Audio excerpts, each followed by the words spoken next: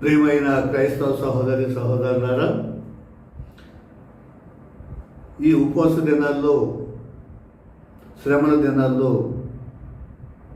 యేసు ప్రభు వారు శిలువ మీద పలికినటువంటి 7 మాటలు మనం మాట్లాడుకుంటున్నాం, చెప్తున్నాం, చర్చించుకుంటున్నాం.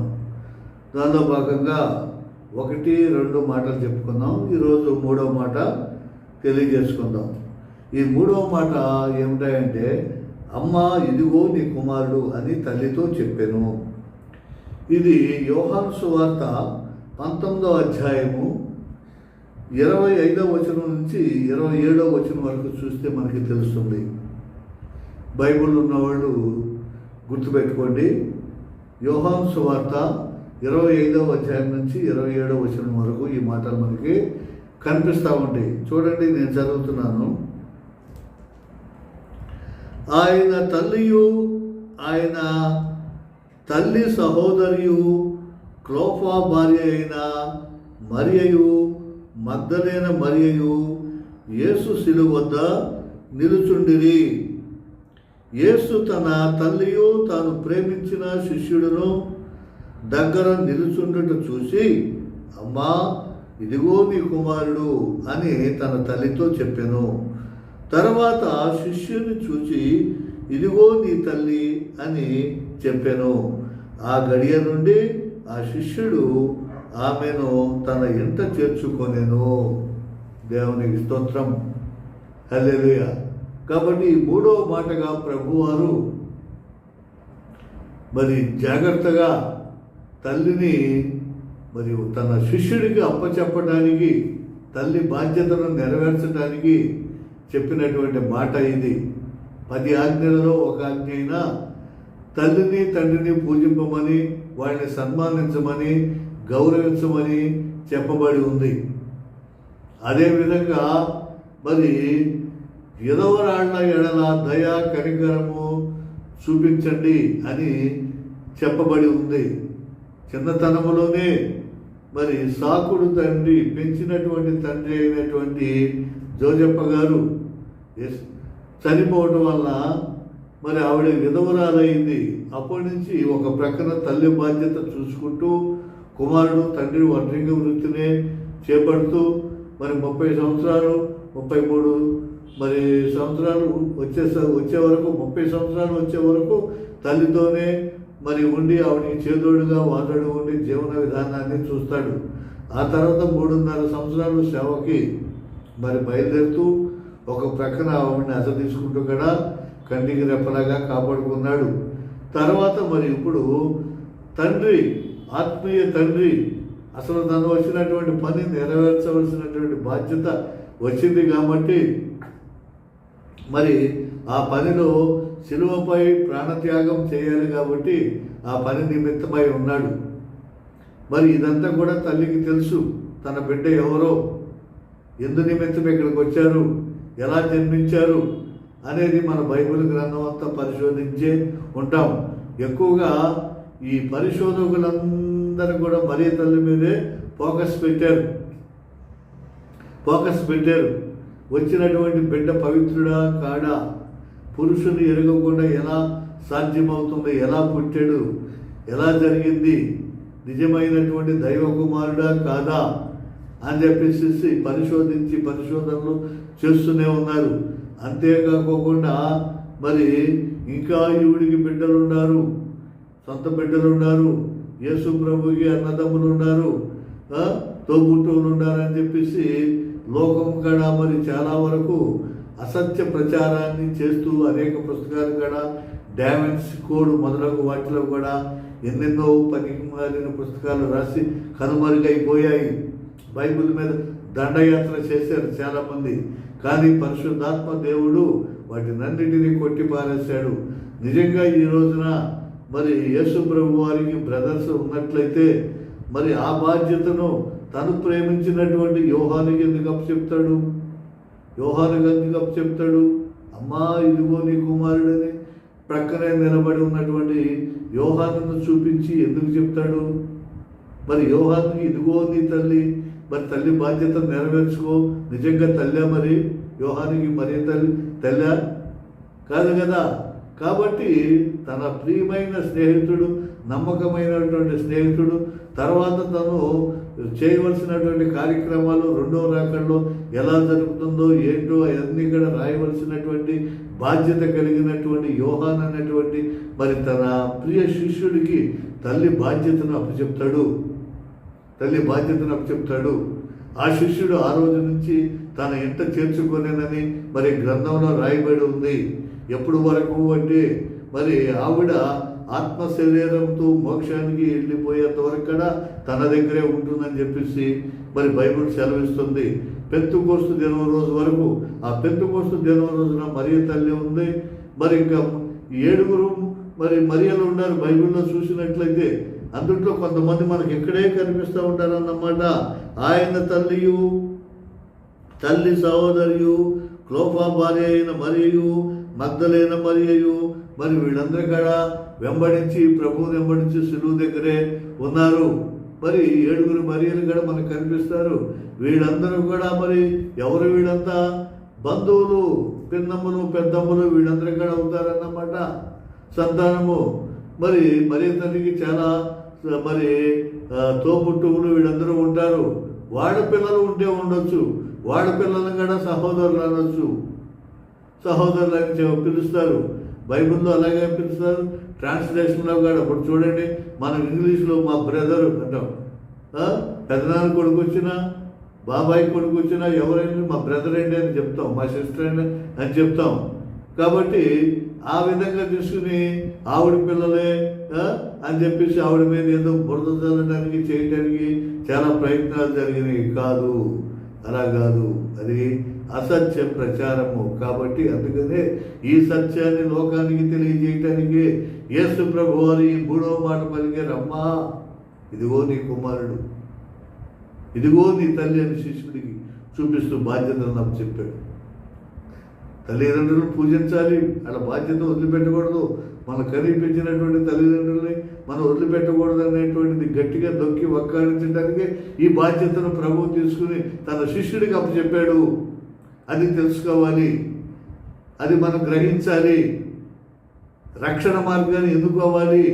మనం ఎంతసేపు ఇతరులు ఏం చేస్తున్నారని వాళ్ళ తప్పుడు ఎందుకు చూస్తాం, కానీ మరి మనం ఏం చేస్తున్నాం అనేది మనం చూడం. నాలిక చాలా పదునైనది. నాలికతో మాట్లాడే మాటలు భలే గుచ్చుకుంటాయి, జీవితాంతం పీడిస్తూ ఉంటాయి. కొట్టినా పొడిచినా కొంతకాలానికి గాయాలు మారిపోతాయి. కానీ ఈ నాలిక అనేటువంటి ఆయుధంతో మాట్లాడిన మాటలు ఉంటాయి, అవి చాలా ప్రమాదకరమైనవి. అందుకనే ఆచి చూసి మనం మాట్లాడాలి. మాట్లాడే ప్రతి మాటకి ఎంతో అర్థం ఉంటుంది.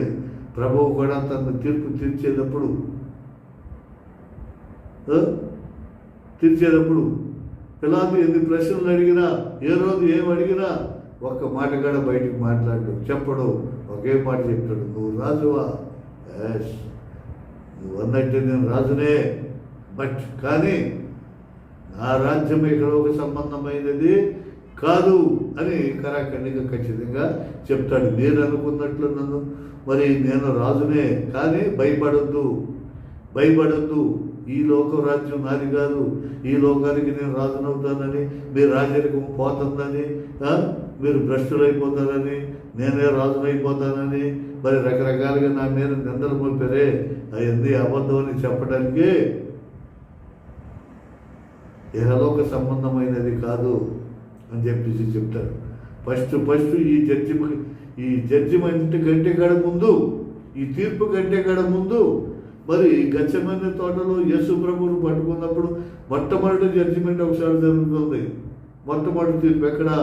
మతాధికారుల దగ్గర అన్నా కైఫా అని వారు మత పెద్దల దగ్గరికి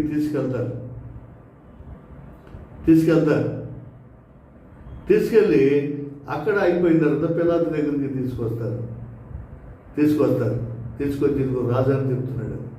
కాబట్టి ఇది మరి మరియ తల్లితో చెప్పినటువంటి మాటలు సాక్షాత్తు మరి మనం తల్లిని తండ్రిని సన్మానించాలి, గౌరవించాలి అనేది నేర్చుకోవడానికే ప్రభు ఈ రోజున అమ్మా ఇదిగో నీ కుమారుడు,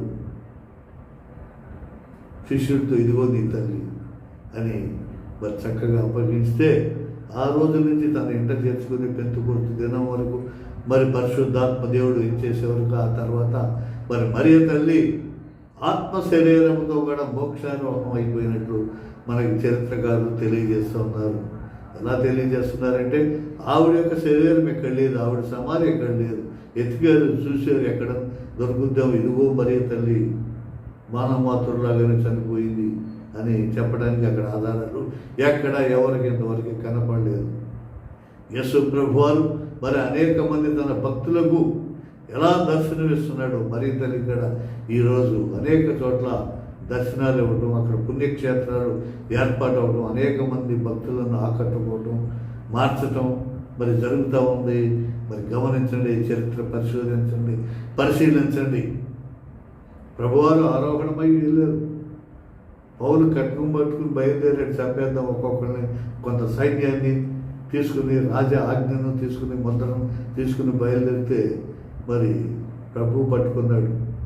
కళ్ళు పోతాయి, కింద పడిపోతారు, అందరూ దిమ్మ తిరిగిపోతాయి, పడిపోతారు. సౌలా సౌలా, నువ్వు నన్ను ఎందుకు హింసిస్తున్నావు? నువ్వు ఎవరో ప్రభువా? నీవు హింసిస్తున్న నజరుడైంది యేసుని అని చెప్పి ప్రభు స్వామి ఎలాగే వినిపిస్తాను. అలాగే మరియ తల్లి కూడా ఆరోహణం అయిపోయి మళ్ళీ తిరిగి ఫాతిమా నగర్, లూర్దు నగర్లో బర్నదత్తకు, మరి వేడంగిరిలోను, గుణదల్లోను, మరి అనేక చోట్ల కూడా పావనగిరి, ఇవన్నీ చోట్ల మరి దర్శనాలు ఇస్తూ అక్కడ పుణ్యక్షేత్రాలు నిలుపుతూ తన కుమారుడు వైపు చూడమని, తిరగమని మధ్యస్థంగా, ఆవిడ దేవత కాదు, ఆవిడ దేవుడు కాదు, మధ్యస్థ ప్రార్థన. మన పాస్టర్లు, ఫాదర్లు, బిషప్పులు ఎలా ప్రార్థన చేస్తున్నారో మన కొరకు మారు మనసు రక్షణ పొందమని, అలాగే మరి తల్లి, మదర్ తెరీసా, సెయింట్స్, వీళ్ళందరూ కూడా మధ్యస్థ ప్రార్థన చేసేవాళ్ళ.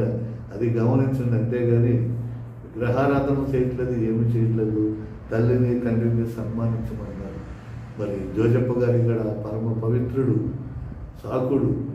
మరి సాకటం అంటే మరి పెంచటం, చిన్నతనం నుంచి ప్రభువుని మరి ఎంతోమంది హేరోదు చంపాలని, చివరాగారికి తెలియక, ఎక్కడ ఉన్నాడు తెలియక, సుమారు ఎంత వయసు ఉంటుంది, 2 సంవత్సరాల్లో పిల్లలందరినీ చంపేది పోలా, దాంట్లో ఈయన కలిసిపోతాడు అని చెప్పి పిల్లలను చంపడం, ఐగుప్తుకి వెళ్ళమంటే అక్కడికి వెళ్ళటం, మళ్ళీ అక్కడి నుంచి ఇక్కడికి రావటం, అటు ఇటు ఇటు ఇటు మరి నిండు చోళాలని మరి ప్రసవించిన తర్వాత బిడ్డని తీసుకుని మరి అనేక శ్రమలకు వచ్చి కంటికి రెప్పలాగా ఒక దేవదూతలాగా యేసేపు గారు కాపాడారు, కుటుంబాన్ని పోషించారు.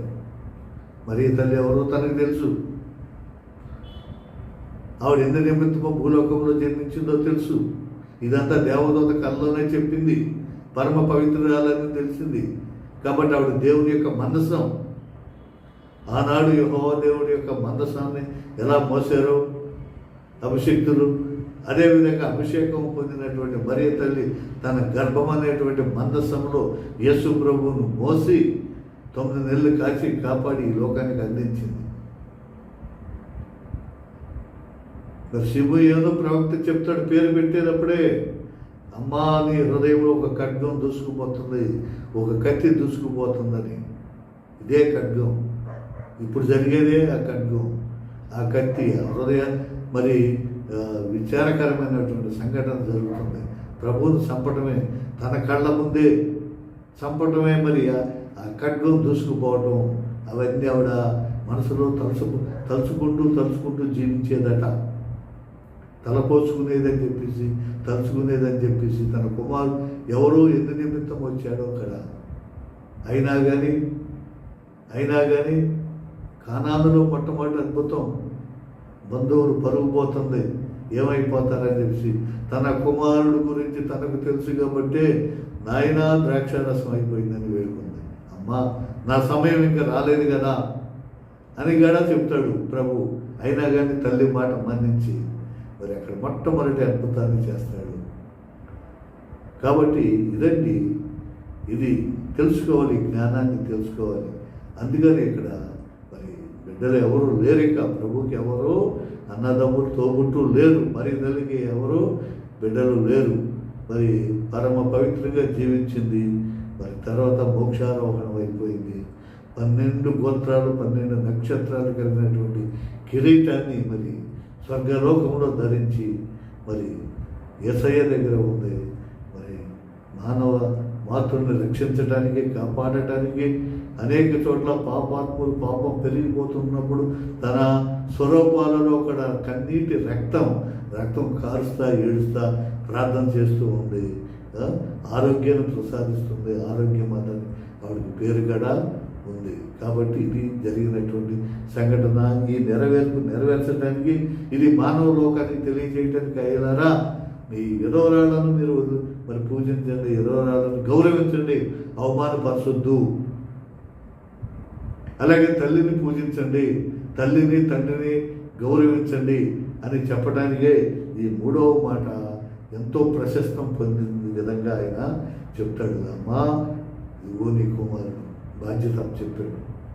శిష్యుని చూసి నీ తల్లి ఇదిగో అని చెప్పేసి చెప్పడం అనేది ఎంతో ప్రాధాన్యత. శిలువ మీద ఆచి తూచి పలికినటువంటి మాటల్లో ఈ 3వ మాట చాలా ప్రాధాన్యత ధరించుకుని ఉన్నది. కాబట్టి ఇది ఒక్కొక్కరు ఒక్కొక్క విధంగా చెప్తూ ఉంటారు. మీకు మనసుకు మీరు ఏది అనిపిస్తే బైబిల్ చదివించండి, బైబిల్ చదువుకోండి. పరిశుద్ధాత్మ దేవుడే నీకు అవగాహన చేస్తాడు, నీకు అర్థమయ్యేటట్లు బోధిస్తాడు.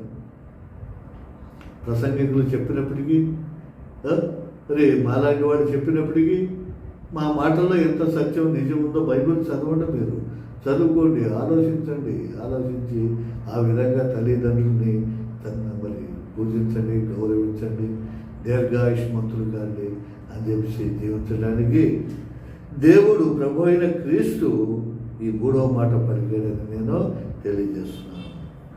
మహాపరిశుద్ధుడు తండ్రి, నీ పాదములకు వందనాలు ప్రభా. అత్యంత కృపతో మమ్మల్ని కాచి కాపాడి ప్రభా. తండ్రి ఇదిగో ప్రభా, ఈ ఆఖరి దినాల్లో కడవరి రోజుల్లో 2026 తండ్రి ఏప్రిల్ 1వ తేదీన ప్రభా ఈ 3వ మాట గురించి చెప్పడానికి నాకు జ్ఞానాన్ని ఇచ్చినందుకు నీ వందనాలు, స్తోత్రాలు ప్రభా.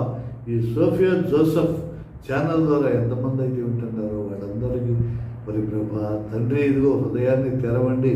తల్లి గురించి, తండ్రి గురించి మరి ఒక్కసారి వాళ్ళు ఆలోచన చేయమనండి, చేసి మరి దీర్ఘాయుష్మంతులు అవుతట్లు వారి పూజించమని చేయమని ప్రభు చెప్పినటువంటి ఆజ్ఞను గైకొంటారని నేను వేడుకుంటే ఈ మనవలని ప్రభు అయిన క్రీస్తు ద్వారా నాకు దయచేయమని, ఘనత మహిమ మీరే పొందమని యేసు నామమున ప్రార్థించి వేడుకుంటున్నాను తండ్రి.